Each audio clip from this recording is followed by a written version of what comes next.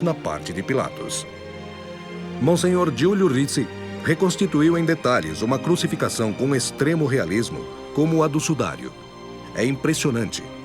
Muitos séculos antes já era descrito no Salmo 128. Nas minhas costas fizeram profundos sulcos. Assim também se lê em Isaías. Dei as costas aos torturadores. O homem do Sudário, como Jesus, foi coroado de espinhos. Por todo o crânio há sinais de sangramento. A zona occipital apresenta feridas causadas por espinho. Ao todo, pode-se contar cerca de 35 feridas, excluindo as laterais do crânio, as quais não estão impressas no tecido. A coroa de espinhos do homem do Sudário tem forma de capacete, diferente do que se vê na tradição pictórica, uma simples coroa de espinhos em torno da cabeça. Na literatura antiga não há nenhuma referência à coroação de espinhos. Só os evangelhos documentam este detalhe. Em Roma, na Santa Cruz de Jerusalém, estão conservadas importantes relíquias, entre as quais alguns espinhos atribuídos à coroa, que colocaram em Jesus. Segundo os estudos anatômicos feitos sobre o rosto do homem do Sudário, foi possível determinar a diferença entre sangue arterial e sangue venoso. Isto se deve a 3 sangramentos visíveis na testa, devido à lesão frontal, e a alguns movimentos feitos na cruz durante os martírios e a suspensão. Este detalhe é uma prova muito convincente de autenticidade. Sabemos que a circulação sanguínea foi descoberta por Andrea Cisalpino apenas em 1593 e descrita pela primeira vez ao mundo científico pelo inglês William Harvey, em 1628. O homem do Sudário, como Jesus, carregou a parte horizontal da cruz, o que é evidente pelas contusões muito acentuadas no ombro direito e na omoplata esquerda. Este tipo de transporte da cruz corresponde à típica crucificação romana, ao contrário das representações tradicionais dos artistas, as quais mostram Jesus carregando uma cruz inteira composta da parte vertical e da parte horizontal. Na realidade, Jesus, como homem do Sudário, carrega sobre os ombros somente a parte horizontal. A parte vertical já estava fixada na terra, no local da execução.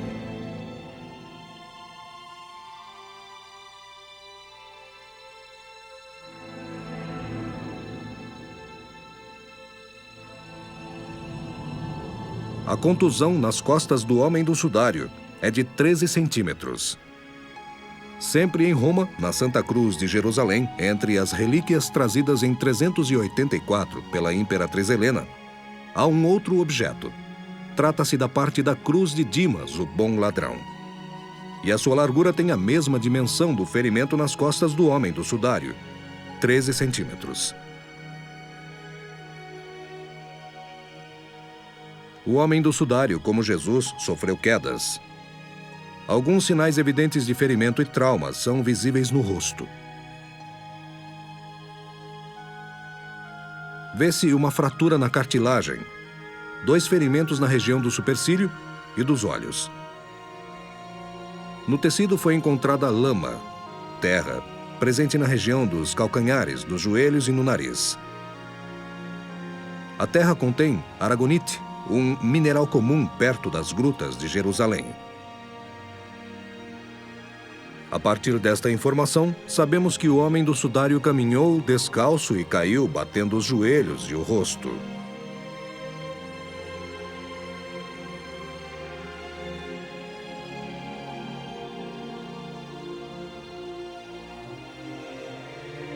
O homem do Sudário foi crucificado de acordo com os costumes romanos. Na imagem do Sudário, vê-se a ferida de um prego na altura do carpo esquerdo. É a primeira estranha revelação desta crucificação. Quase sempre os artistas, dos bizantinos aos modernos, localizaram o prego no metacarpo.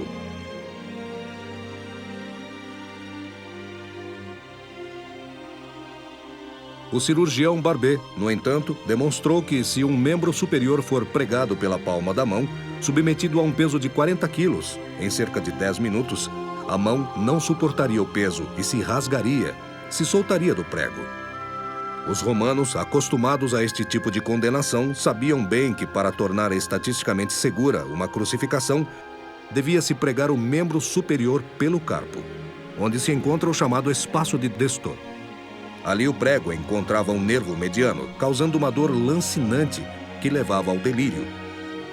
E provoca naquele ponto, que é sensorial e motor, a retração do polegar em direção à palma da mão. O sudário mostra de fato apenas 4 dedos, excluindo o polegar. A divergência dos 2 sinais verticais corresponde a 2 posições durante o martírio de Jesus. Pregado na cruz, sangramento do lado direito, e a suspensão, sangramento do lado esquerdo. O homem do sudário tem os pés furados. Há sangramento evidente no pé direito.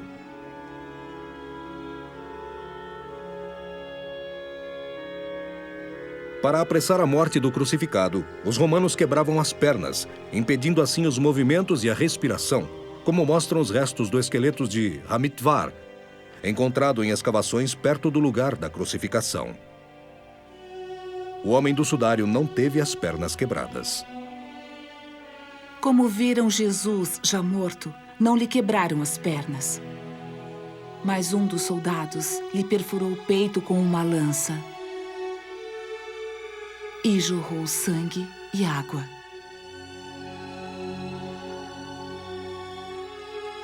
Foi atingido o 5º espaço intercostal. Deste modo deve ter sido desferido o golpe da lança. Com o sudário, se confirma a nós hoje a profecia de Zacarias, que diz: voltarão o olhar àquele que transpassaram. No Evangelho de Marcos lê-se: tendo emitido um forte grito, expirou. O grito é um indício para compreender a causa da morte. O forte grito é típico da morte por infarto. Também o fato de jorrar sangue e plasma coincide com esta hipótese. Pode-se fazer a experiência no cadáver de um sujeito morto por infarto.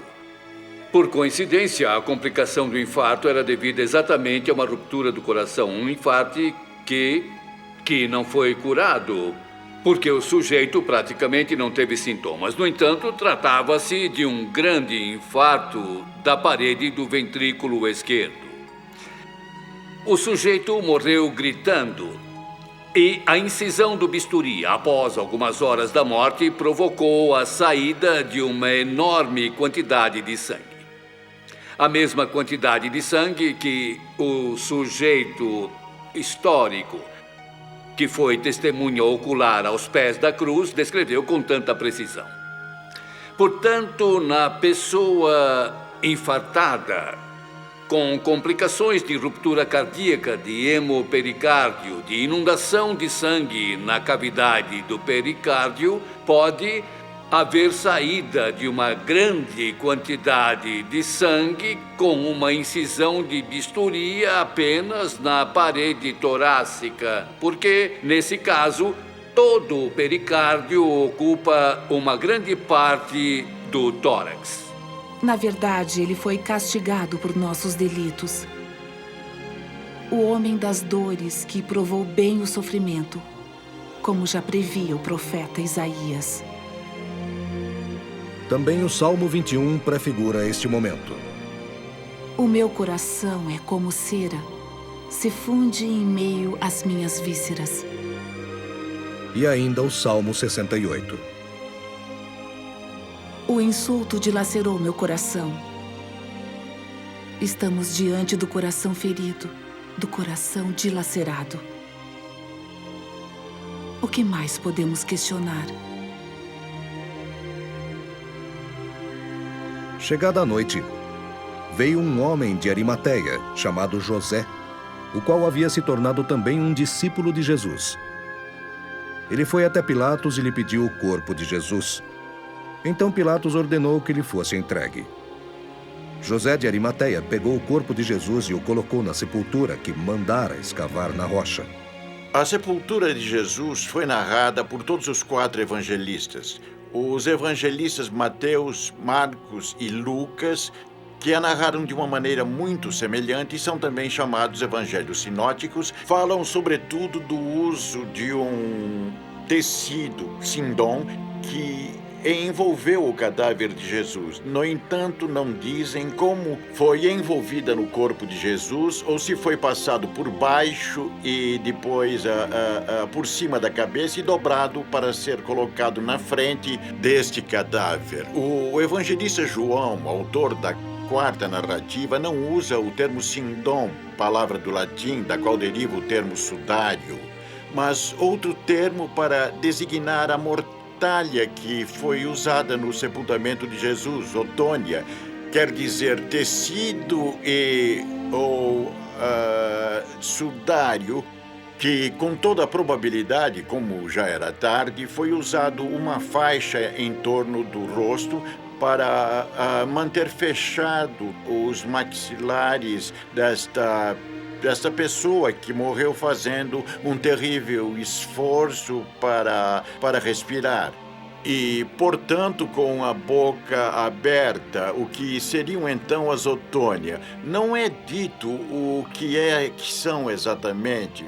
Várias interpretações são possíveis, mas o plural é estranho porque o sudário é um só. Então, há a possibilidade de explicar o plural em relação ao sudário, porque quando o discípulo Pedro e o discípulo amado vão ao sepulcro e o encontram vazio, eles veem apenas aqueles tecidos no chão. Eles veem dois tecidos, um sobre o outro, ou talvez eles sejam uma continuação do outro. E então eu creio que seja possível, simplesmente lendo os evangelhos desta maneira muito espontânea, dizer que os evangelhos e a realidade do sudário têm uma compatibilidade que torna possível dizer que o sudário evangélico é o sudário de Turim. No primeiro dia depois do sábado, de manhã, bem cedo, as mulheres vão até a tumba. Encontraram a pedra retirada do sepulcro. Mas quando entraram, não encontraram o corpo do Senhor Jesus. Nisso, 2 anjos apareceram em vestes fulgurantes e disseram: "Por que vocês estão procurando entre os mortos aquele que está vivo?" No texto grego do Evangelho de João, lê-se: "Saíram então Pedro e o outro discípulo e se dirigiram ao sepulcro. Corriam os 2 juntos. Mas o outro discípulo correu mais depressa do que Pedro e chegou primeiro ao sepulcro. Olhou para dentro e viu os tecidos de linho no chão, mas não entrou. Chegou então Pedro, que vinha correndo atrás, e entrou no sepulcro. Inclinando-se, viu os panos de linho e o sudário que tinha sido usado para cobrir o corpo de Jesus. O sudário não estava com os panos de linho no chão. Estava enrolado num lugar à parte. Então outro discípulo entrou também, viu e acreditou.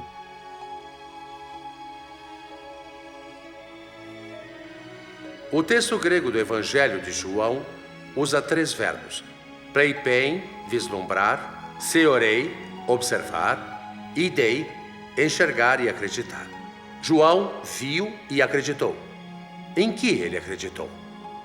Naquele sudário que viu jogado no chão.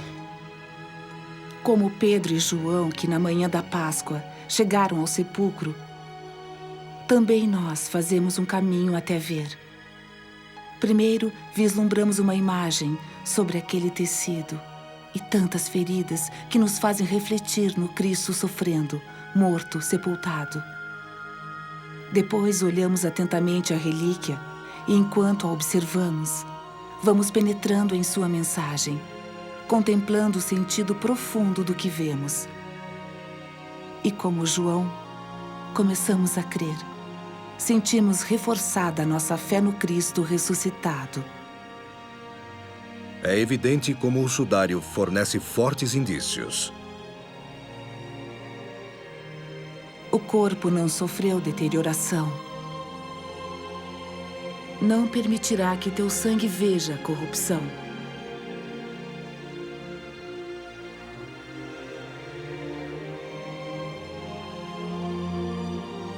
No caso de o corpo envolto no sudário, num certo momento ter irradiado uma luz instantânea, forte como a luz do sol, teria sido bem possível que fosse estampada a imagem que hoje observamos no sudário de Turim.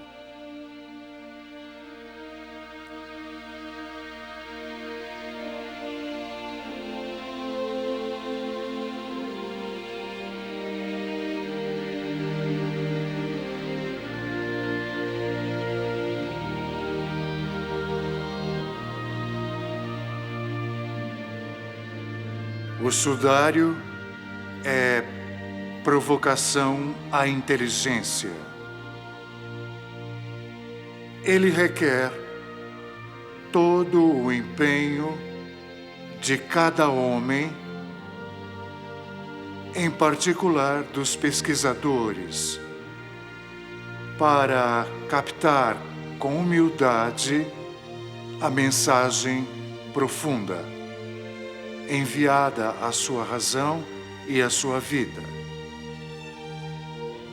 O fascínio misterioso exercido pelo sudário induz a formular questões sobre a relação entre o Santo Sudário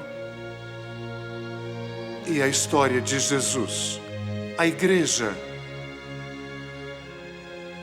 exorta a encarar o estudo do sudário sem preconceitos que acabam por levar a resultados enganosos. Ela convida a agir com liberdade interior e muito respeito, seja pela metodologia científica, seja pela sensibilidade dos crentes.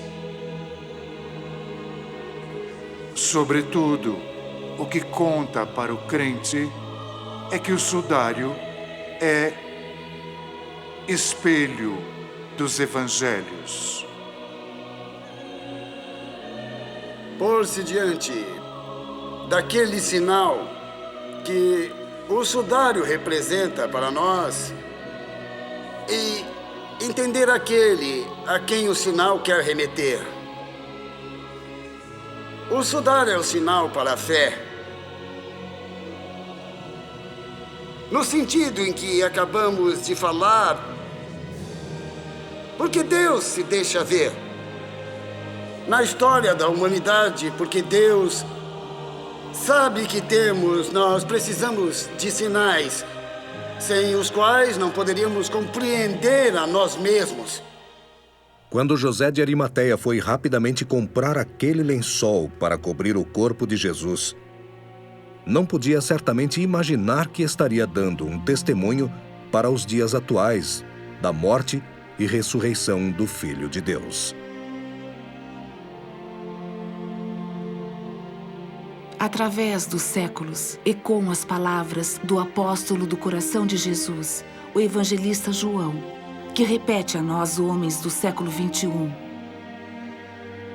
Isto que ouvimos, isto que vimos com nossos olhos, o que contemplamos e o que nossas mãos tocaram, ou seja, o Verbo da vida. Nós o anunciamos a vocês, para que também vocês estejam em comunhão conosco.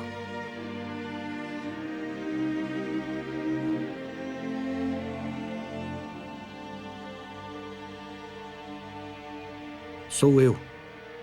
Não temam. Eu estarei com vocês todos os dias até o fim do mundo.